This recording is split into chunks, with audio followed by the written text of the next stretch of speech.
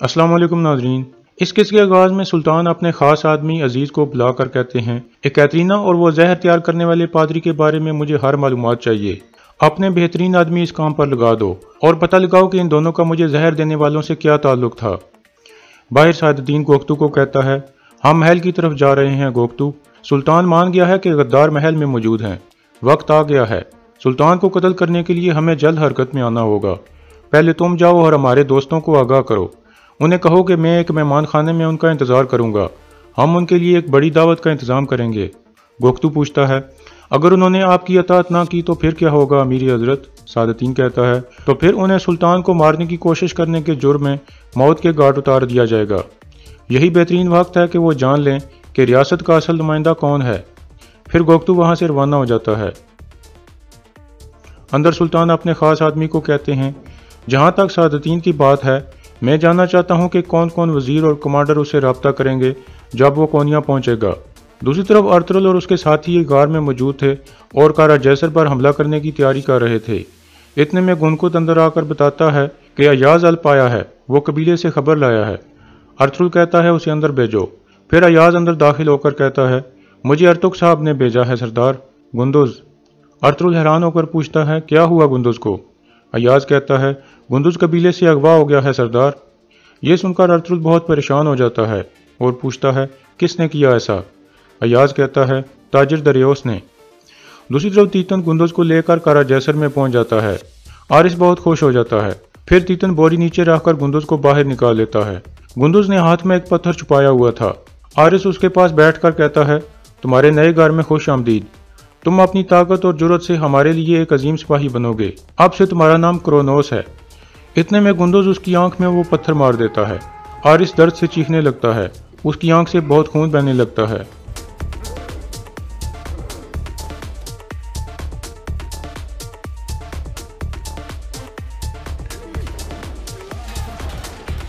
तीतन मारिया को कहता है, इस बच्चे को यहाँ से ले जाओ। इतने में आरिस अपनी तलवार उठा लेता है और कहता है, मैं इस बच्चे को कत्ल कर दूंगा।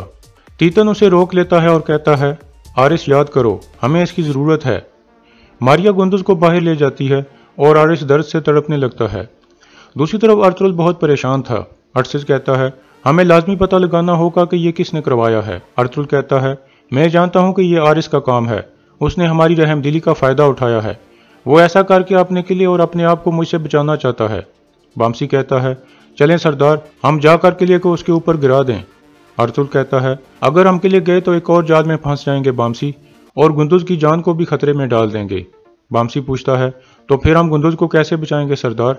अर्तुगरुल कहता है, पहले हमें पता लगाना होगा कि उसने गुंदुज को कहाँ रखा हुआ है। दूसरी तरफ हलीमा और बाकी औरतें वापस कबीले में आ गई थीं और गुंदुज के लिए बहुत परेशान थीं। गार में अर्तुगरुल अर्सिस को कहता है, आप किले में जाकर पता लगाओगे कि उन्होंने गुंदुज को कहाँ रखा हुआ है। अर्सिस कहता है, ठीक है अर्तुगरुल साहब, लेकिन ये कैसे करना होगा? क्या आपके पास कोई मंसूबा है? अर्तुगरुल कहता है, आप वहाँ ताजिर नीको बनकर जाओगे और अपने साथ कुछ सिपाही लेकर जाओगे। इस ताजिर नीको से सारी मालूमात ले लो ताकि आरिस तुम्हारे ऊपर शक न कर सके। कल मैं भी आरिस के पास जाऊंगा और ऐसे जाहिर करूंगा कि मुझे उस पर कोई शक नहीं है और उससे गुंदुज को तलाश करने में मदद मांगूंगा। अगर गुंदुज किले में हुआ तो आप मुझे मालूमात दोगे। फिर हम गुंदुज को किले से लेकर वापस आएंगे। इसके बाद अर्तुगरुल वहां से चला जाता है। बामसी अर्सिस को कहता है, वहाँ एक औरत मारिया रहती है। पहले वो ताजिर सिमको की गुलाम थी, फिर सिमको ने उसे तोहफे के तौर पर आरिस को दे दिया था। मेरे ख्याल में आरिस के साथ उसके कुछ इख्तलाफात हैं। आप उससे बात करके उसकी कहानी सुनने की कोशिश करना। यह कहकर बामसी भी बाहर निकल जाता है। दूसरी तरफ कारा जैसर में कमांडर को उस्ताद गुंदुज को लेकर कैदखाने में पहुंच जाता है।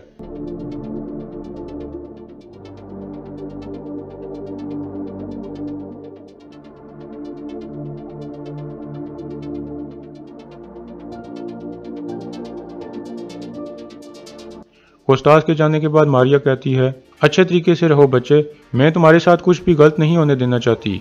यह कहकर मारिया भी वहां से चली जाती है और फिर एक सिपाही जेल का दरवाज़ा बंद कर देता है।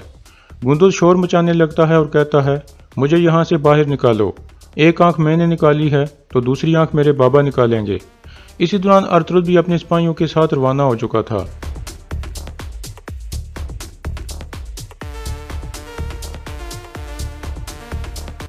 दूसरी तरफ एक डॉक्टर ने आरिस की आंख पर पट्टी बांधी थी। پھر وہ کہتا ہے میں جو کر سکتا تھا میں نے کر دیا ہے حضور، لیکن مجھے افسوس ہے کہ آپ اس آنکھ سے دوبارہ نہیں دیکھ سکیں گے۔ یہ سن کر حارث بہت غصے میں آ جاتا ہے اور ڈاکٹر کو تھپڑ مار دیتا ہے اور پھر کہتا ہے مجھے دوسرا ڈاکٹر لا دو۔ ڈاکٹر کہتا ہے مجھے معاف کر دیں حضور، آپ کی آنکھ بہت زیادہ زخمی تھی۔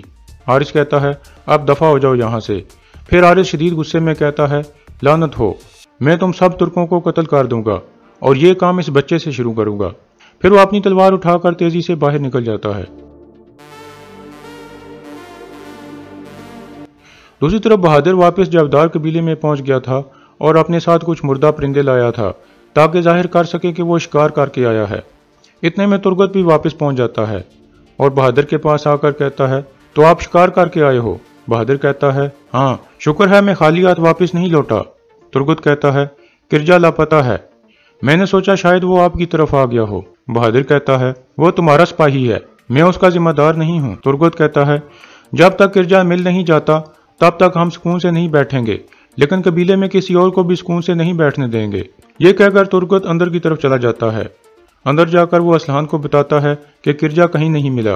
اسلحان کہتی ہے یہ اچھی علامت نہیں ہے، مجھے لگتا ہے کہ بہادر نے ہی کچھ کیا ہوگا، اگر یہ ذمہ دار نکلا تو میں اپنے ہاتھوں سے اسے قتل کر دوں گی۔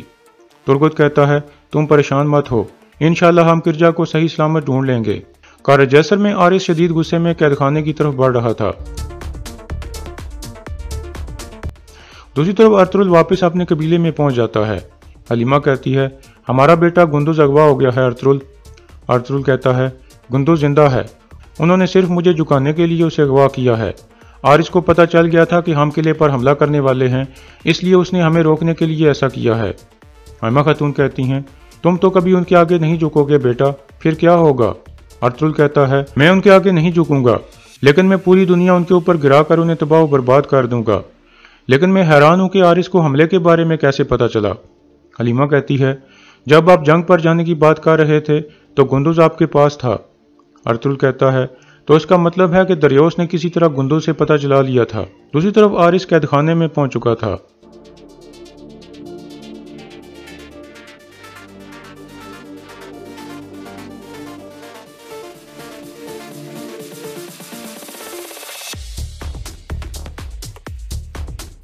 اس طرح تیتن اس کا بازو پکڑ کر اسے روک لیتا ہے اور کہتا ہے ہمارے پاک مقصد کے لیے اس کا زندہ رہنا ضروری ہے حارث، جب تک یہ زندہ ہے ارطغرل ہمارے قابو میں رہے گا، ہماری بڑی فوج آنے کے بعد ہم ان سب کو ذبح کر دیں گے۔ پھر حارث رک جاتا ہے اور سخت غصے میں کہتا ہے کسی کو بھی اس کی شناخت اور اس کی جگہ کا پتہ نہیں چلنا چاہیے۔ پھر حارث وہاں سے چلا جاتا ہے۔ قائے قبیلے میں حکیم ارتک سپاہیوں سے تفتیش کر رہا تھا۔ سامسا کہتا ہے آخری دفعہ جب میں نے اسے دیکھا تو وہ گندز کو کہانیاں سنا رہا تھا۔ اتنے میں ارطغرل بھی وہاں آ جاتا ہے اور سامسا کو کہتا ہے میں نے تمہیں کیا کہا تھا سامسا؟ سامسا کہتا ہے آپ نے کہا تھا کہ دریوس پر نظر رکھنی ہے۔ ارطغرل کہتا ہے تو تم نے کیا کیا؟ وہ ایک سردار کے بیٹے کو اغوا کر کے چلا گیا اور تمہیں پتہ ہی نہیں چلا۔ یہ کہہ کر ارطغرل اسے ایک تھپڑ مار دیتا ہے اور پھر کہتا ہے یہ تھپڑ صرف میرے بیٹے کی وجہ سے نہیں ہے، بلکہ آج اگر میرا بیٹا اغوا ہوا ہے تو کل قبیلے کا کوئی بھی بچہ اغوا ہو سکتا ہے۔ اب تم سب اپنی تلواریں ارتک صاحب کے پاس جمع کروا دو۔ پھر ارطغرل سامسا کو کہتا ہے کچھ وقت کے لیے تم میری نظروں سے دور رہو۔ یہ کہہ کر ارطغرل باہر نکل جاتا ہے اور سب سپاہی اپنی تلواریں جمع کرانے لگتے ہیں۔ اس کے بعد رات کا وقت ہو جاتا ہے۔ گندز اللہ سے مدد کی دعا مانگ رہا تھا۔ اتنے میں ماریا کھانا لے کر اس کے پاس پہنچتی ہے۔ گندز کہتا ہے میں دشمن کا کھانا نہیں کھاتا۔ یہ کہہ کر وہ کھانا گرا دیتا ہے۔ ماریا کہتی ہے میں تمہارے دشمنوں جیسی نہیں ہوں۔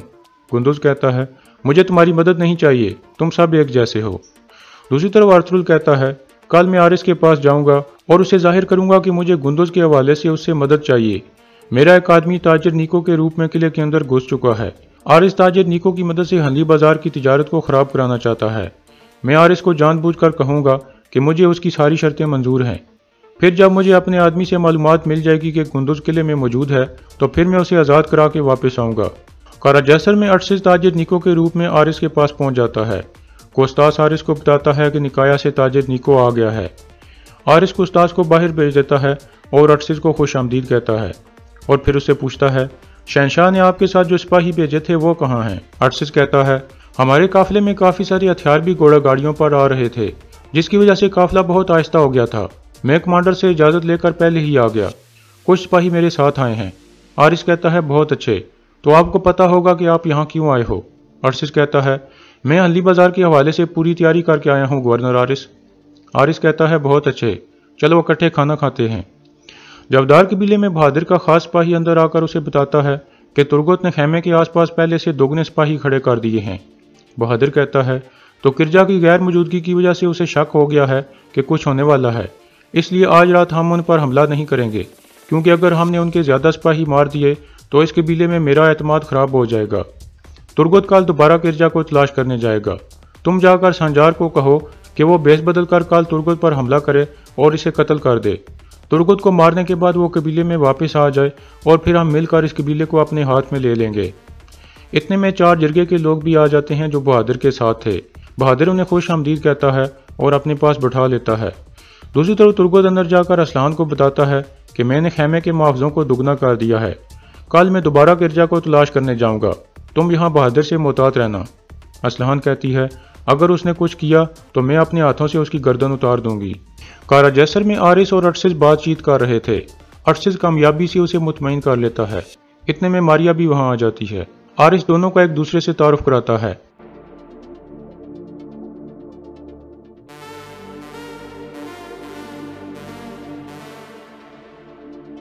फिर आरिस मारिया से पूछता है तुम्हारे छोटे दोस्त का क्या हुआ।